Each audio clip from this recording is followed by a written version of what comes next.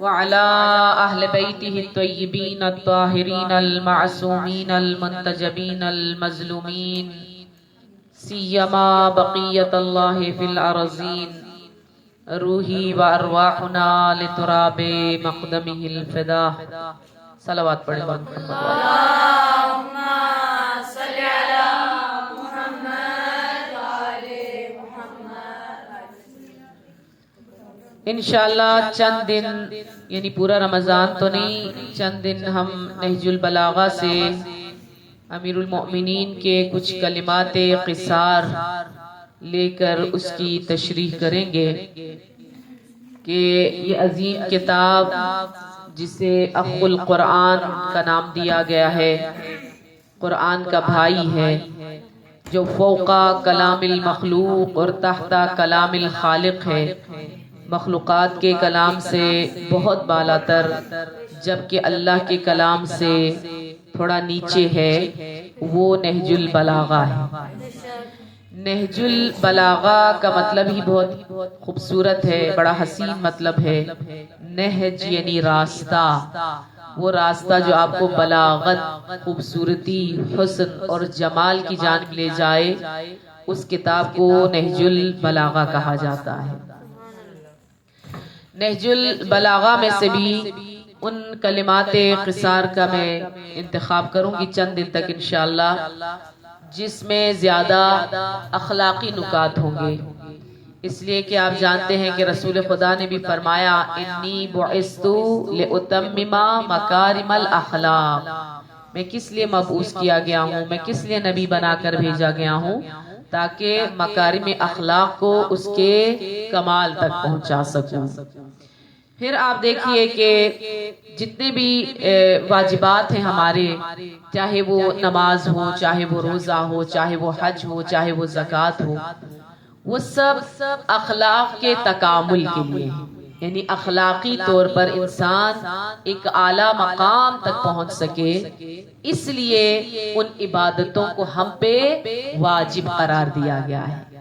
جس طرح نماز کے بارے میں خدا کہتا ہے ان الصلاۃ تنہی عن الفحشاء والمنکر، نماز کیا کرتی ہے؟ نماز آپ کو بچاتی ہے، تنہا نہیں کرتی ہے، روکتی ہے آپ کو کس سے؟ فحاشیوں اور منکرات سے۔ نماز بذات خود ایک واجب عبادت ہے، لیکن اس کا اخلاقی پہلو یہ ہے کہ اگر انسان حقیقی معنوں میں نمازی بن جائے تو تمام تر گناہوں سے، فحاشیوں سے، منکرات سے وہ اپنے آپ کو بچا سکتا ہے۔ یا روزے کے بارے میں جس طرح کل میں نے آیت کی تلاوت کی کہ یا ایھا الذین آمنوا کتب علیکم الصیام کما کتب علی الذین من قبلکم لعلکم تتقون، شاید کہ آپ تقوی الہی اختیار کر لیں، اس وجہ سے روزوں کو آپ پر واجب قرار دیا گیا ہے۔ پھر آپ دیکھیے کہ زکوٰۃ کو اس لیے واجب قرار دیا گیا ہے تاکہ ہمارا مال پاک ہو جائے۔ زکوٰۃ بھی ایک واجب عبادت ہے، البتہ زکوٰۃ کی کئی اقسام ہیں، آنکھ کی زکوٰۃ ہوتی ہے، حسن کی زکوٰۃ ہوتی ہے، مال کی زکوٰۃ ہوتی ہے، بدن کی زکوٰۃ ہوتی ہے، اور ہمارے بدن کی زکوٰۃ یہی روزہ ہے۔ بدن کی زکوٰۃ کیا ہے؟ روزہ ہے۔ ہمارے آنکھوں کی بھی ایک زکوٰۃ ہے، اور وہ خشیت الہی میں گریہ کرنا ہے، خوف الہی سے رونا، نہ دنیاوی امور کے لیے، نہ مال کے لیے، نہ جاہ کے لیے، نہ حشم کے لیے، بلکہ اگر خوف الہی سے کوئی گریہ کرتا ہے اور اس کی آنکھوں سے اشک اور آنسو جاری ہوتے ہیں تو یہ اس کی آنکھوں کی زکوٰۃ ہے۔ حسن اور جوانی کی بھی ایک زکوٰۃ ہے، اور وہ عفاف اور حجاب ہے کہ اگر خدا نے آپ کو جوانی دی ہے، خدا نے آپ کو حسن دیا ہے، تو اس کی زکوٰۃ یہ ہوگی کہ آپ باعفت رہیں، اس کی زکوٰۃ یہ ہوگی کہ آپ باحجاب رہیں، اپنے حسن کو، اپنی جوانی کو غیر محرموں کی نظروں سے چھپا کر رکھیں۔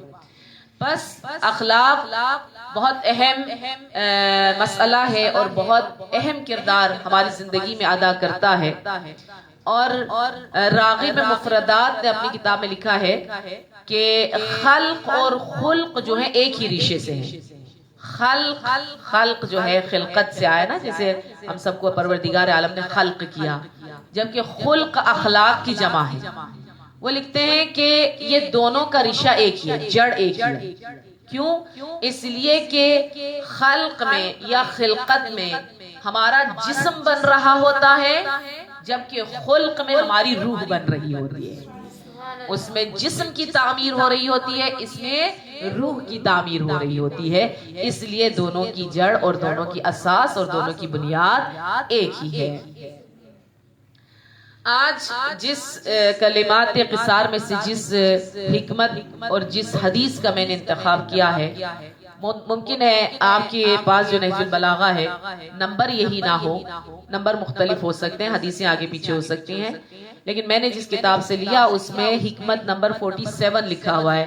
اس حدیث کا نمبر جو ہے وہ 47 رکھا گیا ہے، اور آپ جانتے ہیں کہ ٹوٹل کلمات قصار کی تعداد 480 ہے۔ یہ جو نہج البلاغہ کے آخری حصے میں ہے، نہج البلاغہ 3 حصوں پر مشتمل ہے نا، جنہوں نے نہیں پڑھا میں ان کو بتا رہی ہوں کہ نہج البلاغہ 3 حصوں پر مشتمل ہے۔ پہلے حصے میں امیر المومنین کے خطبات ہیں۔ خطبات یعنی کیا؟ جیسے یہ تقریر ہے، اسی کو عربی میں خطبہ کہا جاتا ہے۔ جو امیر المومنین نے مختلف اوقات میں مختلف جگہوں پر لوگوں کو جو خطبے دیے، نہج البلاغہ کے آغاز میں وہ سب خطبات موجود ہیں۔ اور نہج البلاغہ کے دوسرے حصے میں مکتوبات ہیں، وہ لیٹرز، وہ خطوط جو امیر المومنین نے مختلف اوقات میں مختلف اشخاص کے نام جو خط لکھے، وہ نہج البلاغہ کے دوسرے حصے میں موجود ہے، ان کو مکتوبات کہا جاتا ہے۔ اور تیسرے حصے میں کلمات قصار ہیں۔ کلمات قصار قصر سے آیا، قصر چھوٹے کو کہا جاتا ہے۔ جیسے آپ نہیں کہتے کہ نماز قصر ہے، یعنی 4 رکعت نماز ہے تو 2 رکعت چھوٹی کر کے پڑھنی ہے، تو کلمات قصار چھوٹے چھوٹے جو امیر المومنین کے فرامین ہیں اور بہترین اور خوبصورت احادیث ہیں، ان کو کلمات قصار کا عنوان دے کر نہج البلاغہ کے آخر میں رکھا گیا، اور ان کی تعداد 480 ہے۔ نہج البلاغہ ایسی کتاب نہیں ہے کہ جو امیر المومنین اپنے ہاتھوں سے لکھ کر گئے ہوں، بلکہ امیر المومنین کی شہادت کے بہت بعد تقریباً 400 صدی ہجری میں سید رضی نے نہج البلاغہ کو کتاب کی شکل دی۔ امیر المومنین کے خطبوں کو اکٹھا کیا، مکتوبات کو اکٹھا کیا، کلمات قصار کو اکٹھا کرنے کے بعد اس کو کتاب کی شکل دی ہے۔ نہج البلاغہ کے بعد جو ہمارے پاس کتاب ہے وہ صحیفہ سجادیہ ہے۔ صحیفہ سجادیہ ہے، البتہ صحیفہ سجادیہ کی قدامت نہج البلاغہ سے زیادہ ہے، یعنی وہ زیادہ قدیمی کتاب ہے، وہ زیادہ پرانی کتاب ہے۔ تو ممکن ہے آپ کہیں کہ صحیفہ سجادیہ تو جناب زین العابدین کی امام زین العابدین علیہ السلام کی سید الساجدین کی کتاب ہے، وہ چوتھے امام ہیں، اور نہج البلاغہ تو امیر المومنین کے وہ پہلے امام ہیں۔ تو چوتھے امام کی کتاب پہلے امام کی کتاب سے زیادہ پرانی کیسے ہو سکتی ہے؟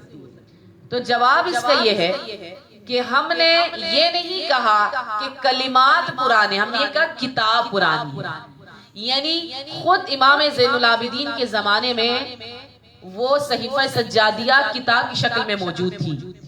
ہم جناب سید سجاد بیان فرماتے تھے، امام محمد باقر علیہ السلام اس کو لکھتے تھے، اور امام جعفر صادق علیہ السلام اس کو سنتے تھے، وہ کم سن تھے۔ تو تین اماموں کی موجودگی میں جو کتاب لکھی گئی اور مرتب کی گئی وہ صحیفہ سجادیہ ہے، یعنی وہ نہج البلاغہ سے بھی پہلے جو کتاب کی شکل میں آئی وہ صحیفہ سجادیہ ہے۔ نہج البلاغہ بہت بعد میں اس کو کتاب کی صورت دی گئی، امیر المومنین کے خطبے اور مکتوبات اور کلمات قصار کو اکٹھا کر کے اس کو کتاب کی شکل دی گئی۔ حکمت نمبر 47 میں امیر المؤمنین مولائے متقیان امیر بیان افصح العرب مولائے کائنات ارشاد فرماتے ہیں، قدر الرجل علی قدر ہمتہ۔ یہی ایک جملہ ہے، اس کی تشریح میں آپ میں کہتی ہوں اشرا پڑھ سکتے ہیں، ہاں، یعنی ایک چھوٹا سا جملہ ہے لیکن اس میں مطالب بہت زیادہ ہے، اس میں گہرائی بہت زیادہ ہے۔ قدر الرجل علی قدر ہمتی، ہر انسان کی قدر و قیمت اس کی ہمت کے مطابق ہوتی ہے. یعنی جو جتنا بلند ہمت ہے وہ اتنا ہی قیمتی انسان ہے، اس کی قیمت اتنی ہی زیادہ ہے جتنی اس کی ہمت بلند ہے. جیسے آپ بازار جاتے ہیں، آپ کوئی چیز خریدنے جاتے ہیں، آپ دیکھتے ہیں اس کوالٹی کا کپڑا اتنے میں ہے، اس کوالٹی کا کپڑا اتنے میں ہے، کوئی 1000 میں ہے، کوئی 2000 میں ہے، کوئی 3000 میں ہے، کوئی 50,000 میں ہے. یعنی جتنی جتنی کوالٹی بہتر ہوتی چلی جائے گی اتنا اس کی قدر و قیمت میں بھی اضافہ ہوتا چلا جائے گا. اسی طرح جتنے انسان کی کوالٹی اور معیار بہتر ہوتا چلا جائے گا، اس کے اندر اچھی صفات، اچھی خصوصیات آتی چلی جائیں گی، اتنا اس کی قدر و قیمت بڑھتی چلی جائے گی. انسان کی قدر و قیمت اس کی ہمت کے مطابق ہے. یعنی جتنا وہ باہمت ہوگا اتنا ہی وہ قیمتی انسان ہوگا. ایک چھوٹی سی مثال میں آپ کو دیتی ہوں، کیونکہ یہاں پہ سارے اسٹوڈنٹس ہیں تو آپ ہی کی مثال دیتی ہوں. فرض کرنے میں آپ سے پوچھتی ہوں آپ مدرسے کیوں آئی، آپ کیوں پڑھنا چاہتی ہیں، تو سب کا الگ الگ جواب ہو سکتا ہے. ایک کہتا ہے جی بس ماں باپ کا زور تھا، ان کے ڈر کی وجہ سے ہم آ گئے، انہوں نے ہمیں زبردستی بھیج دیا، ہمارا تو دل نہیں تھا لیکن ماں باپ نے بہت زبردستی ہمیں بھیج دیا. تو ان کا مان رکھنے کے لیے یا ان کا کہنا ماننے کے لیے یا ان کے خوف سے، ان کے ڈر سے ہم مدرسے آ گئے اور اسی مجبوری کے تحت ہم پڑھ رہے ہیں، اور جب اللہ چاہے گا تو یہاں سے چلے جائیں گے. اچھا، یہ بھی بہت کم ہمت انسان ہے. یعنی اس کا کوئی ایم نہیں، کوئی ہدف نہیں، کوئی مقصد نہیں ہے اس پڑھائی سے، وہ صرف اس لیے آیا ہے کیونکہ ماں باپ نے کہا ہے. دوسرے نمبر پر وہ اسٹوڈنٹ ہے جو یہ کہے کہ میں تو صرف پڑھائی اس لیے کر رہا ہوں یا کر رہی ہوں کہ مجھے فلاں فلاں ڈگری مل جائے، فلاں فلاں مجھے سند مل جائے، تو پھر عملی زندگی میں میرے کام آ جائے، مجھے اچھی جاب مل جائے، میں ٹیچنگ کر لوں یا وغیرہ وغیرہ. کچھ ایسی نیت لے کر آتے ہیں. وہ پہلے سے تھوڑا سا بہتر ہے، چلے کوئی تو کوئی مقصد تو ہے نا، چاہے دنیاوی ہی صحیح، کوئی مقصد کوئی ہدف تو ہو گیا پڑھائی. تیسرے نمبر پر وہ ہے جو کہتا ہے کہ میں پڑھائی اس لیے کرتا ہوں تاکہ میرے علم میں اضافہ ہو جائے، میری جہالت دور ہو جائے، میں کچھ سیکھ جاؤں. ظاہر ہے کہ دور ایسا چل رہا ہے کہ جاہل انسان کی معاشرے میں کوئی قدر و قیمت نہیں ہے. جاہل انسان کی تو ویسے بھی کبھی بھی قدر و قیمت نہیں رہی، لیکن اب چونکہ تعلیم بہت عام ہو گئی ہے الحمدللہ، ہر جگہ اب بچوں کو اسکول بھیجا جاتا ہے، پڑھائی پہلے کی نسبت بہت زیادہ لوگوں میں شعور آتا جا رہا ہے کہ علم ضروری ہے انسان کی زندگی کے لیے. تو یہ کہتا ہے کہ جی میں اس لیے علم حاصل کر رہا ہوں تاکہ جو ہے میں ایک عظیم مقام حاصل کر سکوں، یا مجھے شوق ہے میری جہالت دور ہو جائے، میں ایک پڑھا لکھا بندہ بن جاؤں. ٹھیک ہے، یہ اس سے بھی تھوڑا سا بہتر ہو گیا. لیکن کیا کہنے اس انسان کے جو اس نیت کے ساتھ پڑھنے کے لیے آ جائے، اس نیت کے ساتھ علم حاصل کرے، اس نیت کے ساتھ اپنی جہالت کو دور کرے کہ علم حاصل کرنا بذات خود ایک عبادت ہے. علم حاصل کرنا ایک عبادت، اور بالخصوص اگر وہ دین کا علم ہو تو آپ جانتے ہیں آپ چلتے ہیں تو فرشتے آپ کے قدموں تلے اپنے پر و بال بچھا دیتے ہیں، فرشتے آپ کے لیے دعا کرتے ہیں، فرشتے آپ کے لیے طلب استغفار کرتے ہیں، سمندر کے اندر موجود مچھلیاں آپ کے لیے طلب استغفار کرتی ہیں، فضا میں اڑتے ہوئے پرندے آپ کے لیے دعا کرتے ہیں، ملائکۃ المقربین آپ کے لیے دعا کرتے ہیں. خدا نہ خواستہ کوئی طلب علم، اور وہ بھی دین کا علم، اس رستے میں اگر اس حالت میں اگر اس دنیا سے چلا جاتا ہے تو اس کی موت اگرچہ طبیعی بظاہر طبیعی موت ہے، لیکن آپ جانتے ہیں اس کو شہادت کا درجہ ملتا ہے کہ اتنا زیادہ پسند ہے پروردگار عالم کو دین کا علم حاصل کرنے والا طالب علم کہ اگر وہ اس دنیا سے چلا بھی جاتا ہے تو اس کو اللہ شہادت کی موت شمار کرتا ہے. امیر المومنین نے فرمایا المرء یطیر بہمتی، توجہ ہے نا آپ کی، انسان اپنی ہمت سے پرواز بھی کر سکتا ہے، خدا نے انسان کو پر نہیں دیے، وہ پرندوں کی طرح پرواز نہیں کر سکتا، لیکن انسان نے جہاز بنا لیے، انسان نے ہیلی کاپٹر بنا لیے، انسان نے پیراشوٹ بنا لیے، انسان نے بہت ساری ایسی چیزیں بنا لی کہ جس کی وجہ سے وہ بغیر پروں کے بھی فضا میں جا سکتا ہے، وہ خلا میں جا سکتا ہے۔ یہ سب کس وجہ سے ممکن ہوا؟ ہمت کی وجہ سے، قدم اٹھانے کی وجہ سے۔ بلند ہمتی ہی انسان کو بلند مقام تک پہنچاتی ہے۔ جتنا انسان کا ہدف اور مقصد عالی ہوگا اتنی ہی اس کی ہمت بھی بلند تر ہوتی چلی جائے گی۔ ہمارے چھٹے امام، امام جعفر صادق علیہ الصلوۃ والسلام، صلی علی محمد وعلی محمد وجل صادق آل اباہ، وہ میرے مولا کہ جن کی شاگردی میں 4,000 شاگرد بیک وقت بیٹھا کرتے تھے، وہ مولا فرماتے ہیں ثلاث یحجزن المرء عن طلب المعالی، 3 چیزیں ایسی ہیں جو انسان کو ایک اعلیٰ ترین مقام تک پہنچنے سے روک دیتی ہیں۔ یعنی 3 نقائص، 3 کمیاں، 3 بری عادتیں، 3 بری چیزیں انسان کے اندر ایسی ہیں جس کی وجہ سے وہ ترقی کرنے سے رک جاتا ہے، وہ ایک اعلیٰ مقام تک نہیں پہنچ پاتا۔ ان میں سے سب سے پہلی چیز کیا ہے؟ چھٹے امام فرماتے ہیں صلی علی محمد وعلی محمد وجل سب سے پہلی چیز قصر الہمہ، کم ہمت ہونا۔ اگین چھوڑو، کیا کرنا ہے، کوئی ضرورت نہیں یہ کام کرنے کی، کوئی ضرورت نہیں پڑھنے کی، کوئی ضرورت نہیں کوشش کرنے کی، کوئی ضرورت نہیں یہ چیز سیکھنے کی، بس جیو، کھاؤ، پیو، آرام کرو، موبائل دیکھ لو، مست زندگی گزارو، اور بس۔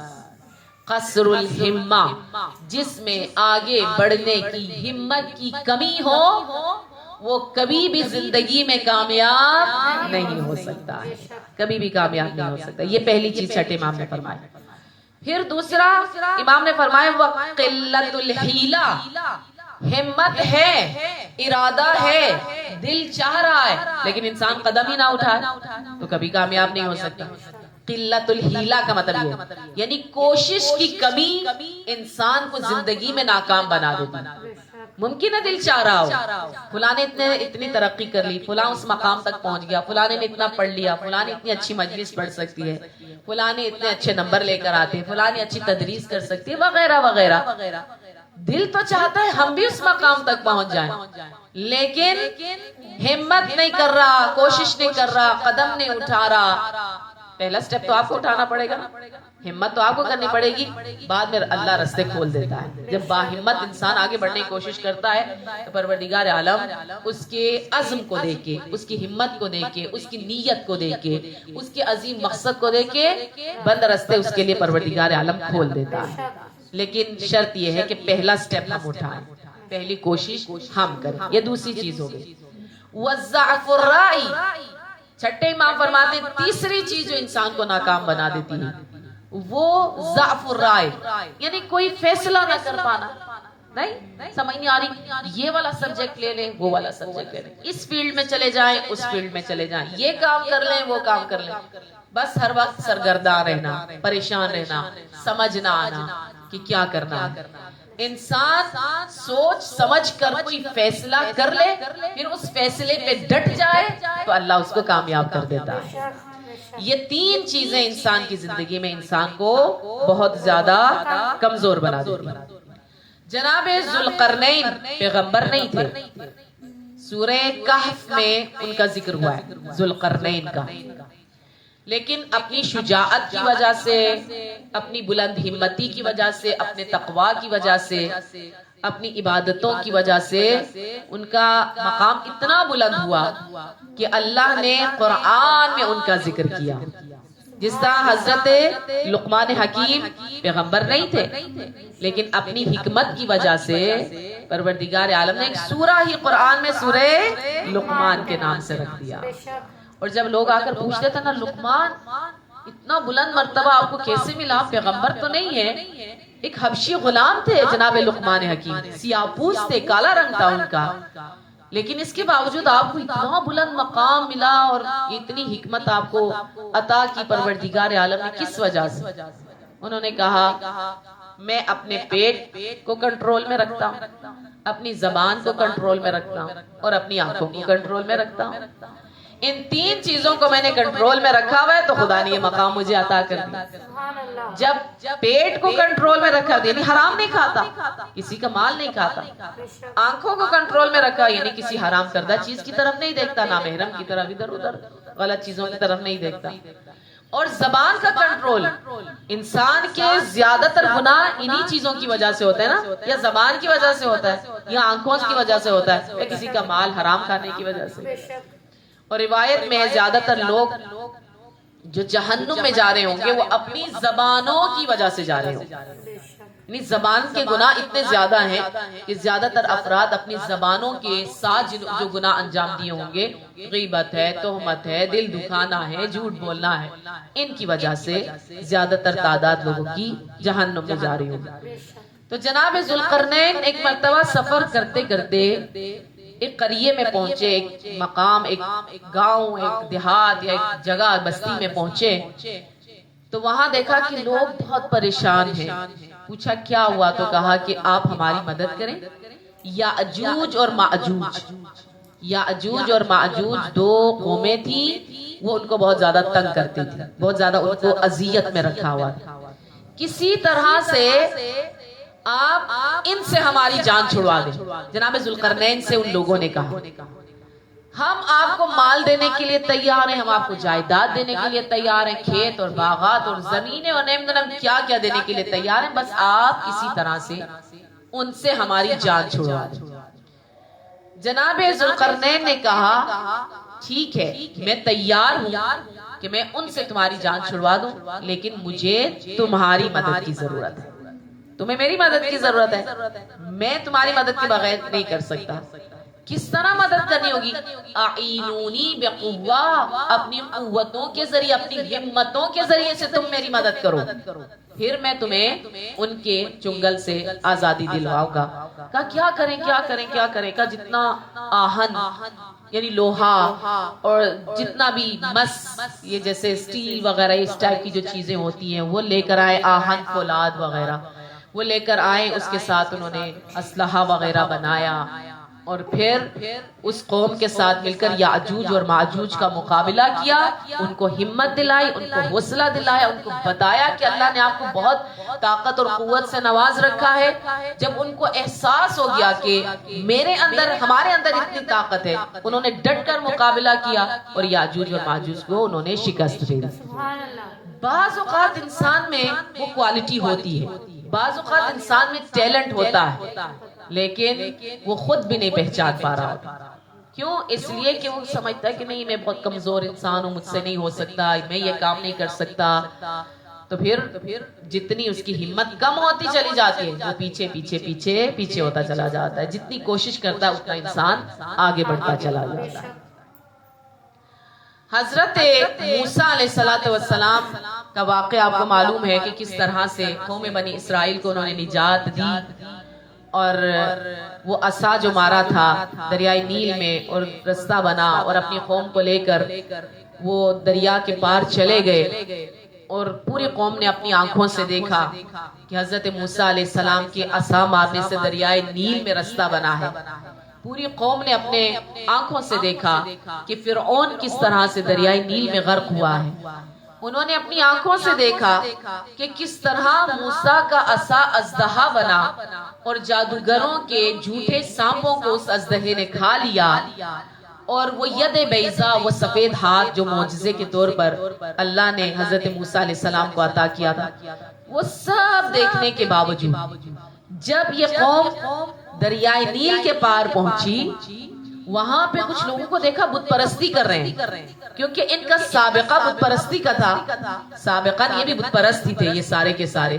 حضرت موسیٰ نے ان کو موحد بنایا تھا، ان کو خدا پرست بنایا تھا، لیکن وہ اتنے ضعیف اور کمزور تھے اپنے ارادوں میں کہ جب وہ دریائے نیل پار کر کے دوسری طرف پہنچے تو حضرت موسیٰ سے کہا یا موسیٰ اجعل لنا الہا کما لہم آلہۃ قال انکم قوم تجہلون، اے موسیٰ ہمارے لیے بھی ایسا معبود بنا دو جیسے ان کے پاس معبود موجود ہیں، جس طرح کے بت ان کے پاس موجود ہیں ایسے بت ہمیں بھی بنا کے دے دو تاکہ ہم بھی عبادت کریں۔ یعنی موسیٰ نے اتنی کوشش کر کے اور اتنی زحمت اٹھا کے اس قوم کو نجات دلائی اور دریائے نیل پار کروایا، خدا پرست ان کو بنایا، موحد ان کو بنایا، اور وہاں پہ جا کے جب انہوں نے بت پرستوں کو دیکھا تو کہا کہ اجعل لنا الہا کما لہم آلہۃ، ہمارے لیے بھی ویسے ہی خدا قرار دے دے جیسے ان کے پاس خدا موجود ہے۔ حضرت موسیٰ کو بہت غصہ آیا۔ حضرت موسیٰ علیہ السلام ویسے بھی ان کی صفت غضبان ہے نا، غصے میں آ جانے، جلدی غصے میں آ جاتے تھے۔ حضرت موسیٰ نے فرمایا انکم قوم تجہلون، تم ایک جاہل قوم ہو، اتنی زحمت کرنے کے بعد تمہیں جس مقام تک میں لے کر آیا ہوں تم دوبارہ پستی میں جانا چاہتے ہو، تم دوبارہ پیچھے جانا چاہتے ہو۔ بس مولا کیا فرماتے ہیں، قدر الرجل علی قدر ہمتہ، صلوات پڑھی بر محمد وعلی اللہم صلی علی محمد وعلی محمد وعجل۔ بہت پیاری حدیث ہے، ممکن ہے کبھی آپ نے سنی ہو کہ حدیث میں ہے کن کالنحلہ اذا اکلت اکلت الطیبہ اذا وزعت وزعت الطیبہ اذا وقعت علی العود لم تکسرها۔ بہت پیاری حدیث ہے۔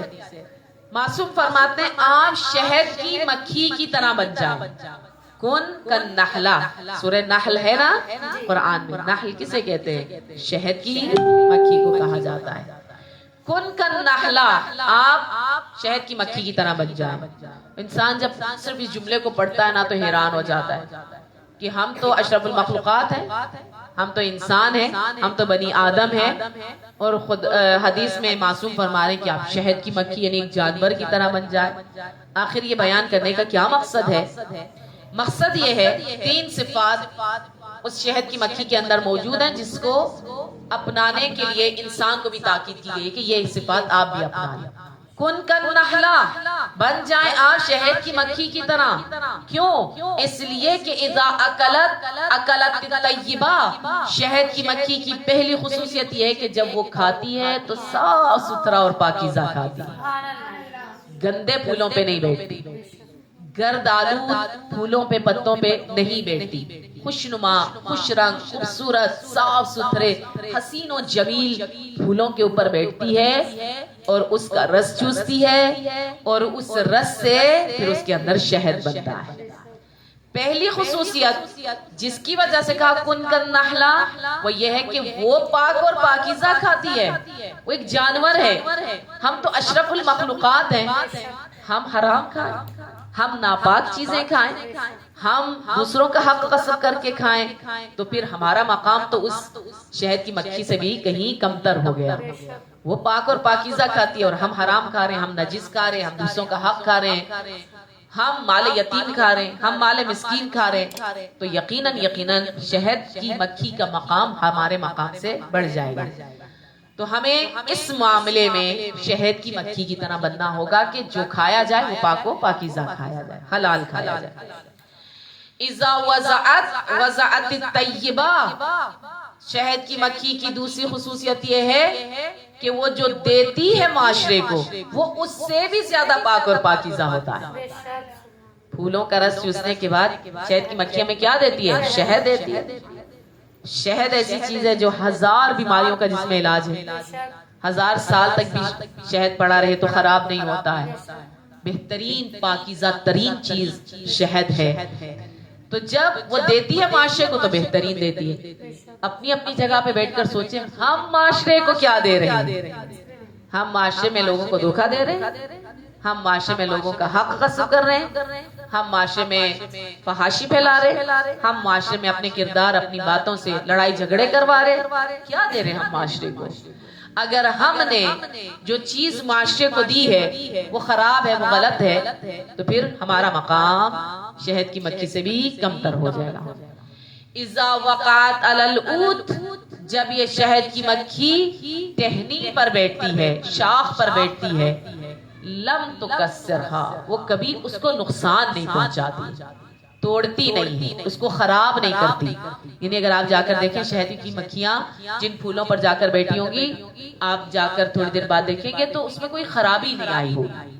کہنے کا مطلب یہ ہے جس معاشرے میں آپ رہتے ہیں، جو معاشرہ آپ کو دے رہا ہے، جس معاشرے نے آپ کو ایک شخصیت دی ہے، جس معاشرے نے آپ کو ایک پہچان دی ہے، جس معاشرے نے آپ کو ایک مقام دیا ہے، اس معاشرے کو کبھی خراب کرنے کی کوشش نہ کریں. ہم کیا کرتے ہیں؟ اپنے گھر کا کوڑا اٹھاتے ہیں، گلی میں پھینک دیتے ہیں نا، گلی میں پھینک دیتے ہیں کہ ہمارا گھر صاف ہو جائے، گلی چاہے خراب ہو جائے چاہے گندی ہو جائے.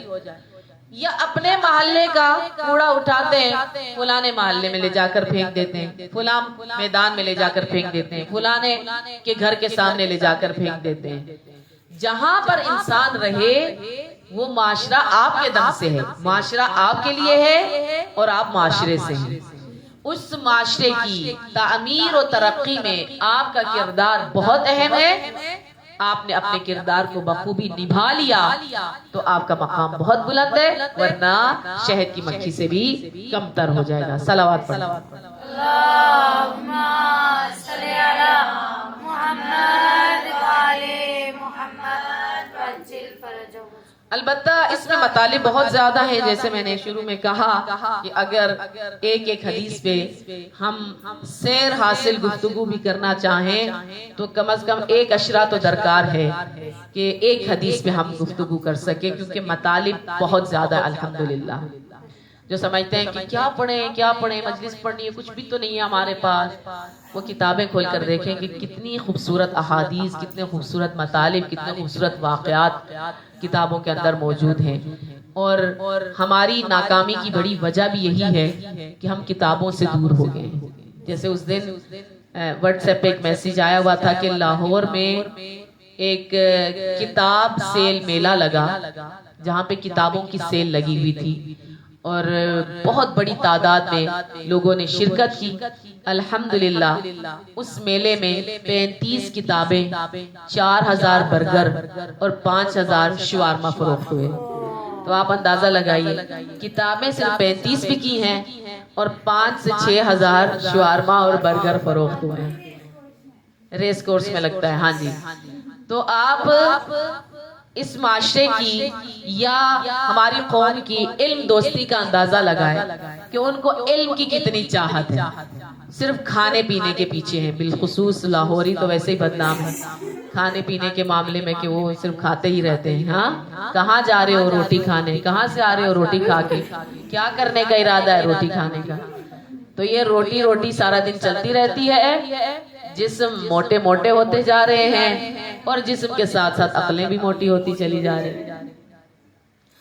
تو مطالب بہت زیادہ ہیں ہمت کے بارے میں. اصحاب کہف کا آپ کو پتا ہے کس وجہ سے وہ دائمی جاودان ہمیشہ کے لیے تا قیام قیامت جاودان ہو گئے، اور ان کا ذکر مسلسل ہماری مجلسوں اور محفلوں میں ہوتا ہے اور ہوتا رہے گا.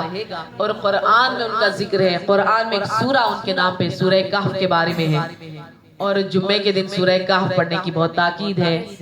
شب جمعہ سورہ کہف پڑھنے کی بہت تاکید ہے. امام حسن مجتبی پڑھا کرتے تھے سورہ کہف شب جمعہ اور جمعہ میں. اصحاب کہف نے ہمت کی اور اپنے زمانے کے بادشاہ کے سامنے ڈٹ گئے. 7 افراد تھے نا صرف. آپ اندازہ لگائیں کہ ایک بادشاہ کی طاقت کتنی زیادہ ہوتی ہے، اس کی فوج کتنی زیادہ ہوتی ہے، اس کے پاس اسلحہ کتنا زیادہ ہوتا ہے، لیکن 7 افراد، صرف 7 افراد ایک حکومت سے ٹکرا گئے، ایک بادشاہ سے ٹکرا گئے اور راتوں رات اس شہر سے نکل گئے اور غار میں جا کر سوئے. اور وہ سارے واقعات انشاءاللہ آپ کو معلوم ہے کہ 300 سال تک وہ لوگ سوتے رہے اور پھر اٹھے اور آئے، دیکھا کہ ساری دنیا بدل گئی ہے. پھر انہوں نے دعا کی خدایا ہمیں دوبارہ سلا دیں، اور وہ سو گئے اور ابھی تک وہ غار میں سو رہے ہیں. یعنی ان کا نام جو اس طرح تاریخ میں باقی ہے تو کس وجہ سے؟ ان کی ہمت کی وجہ سے. چند ایک پوائنٹ 5 منٹ اور لوں گی آپ کے، چند ایک پوائنٹ کے انسان ہمت کیوں اس کی کم ہو جاتی ہے اس کے بارے میں بیان کروں گی کہ انشاءاللہ اگر یہ عوامل ہمارے اندر موجود ہیں تو ہم ان کو اپنے اندر سے نکال دیں، ختم کر دیں.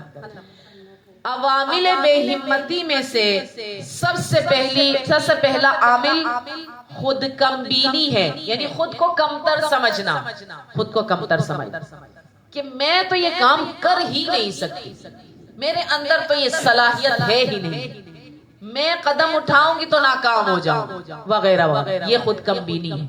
انسان اپنے آپ کو پہچانے، انسان اپنے اندر موجود صلاحیتوں کو پہچانے۔ اگر آپ کے اندر تھوڑی سی بھی صلاحیت ہے، اس کو بروئے کار لائیں کہ صلاحیت اور زیادہ بڑھ جائے گی۔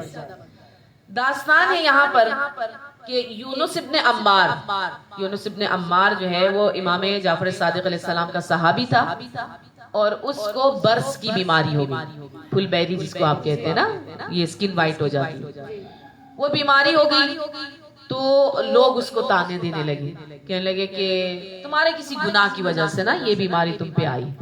یعنی بعض اوقات انسان اپنے بیماری کی وجہ سے یا اپنی مشکل یا اپنی پریشانی کی وجہ سے اتنا پریشان نہیں ہوتا جتنا لوگوں کی باتیں اس کو پریشان کر دیتی ہیں، لوگوں کے زخم زبان اس کو پریشان کر دیتے ہیں، لوگوں کا زخم زبان اس کو تکلیف دیتا ہے، اتنا اس کی بیماری اس کو شاید تکلیف نہیں دیتی، اتنا اس کی پریشانی اس کو تکلیف نہیں دے رہی ہوتی۔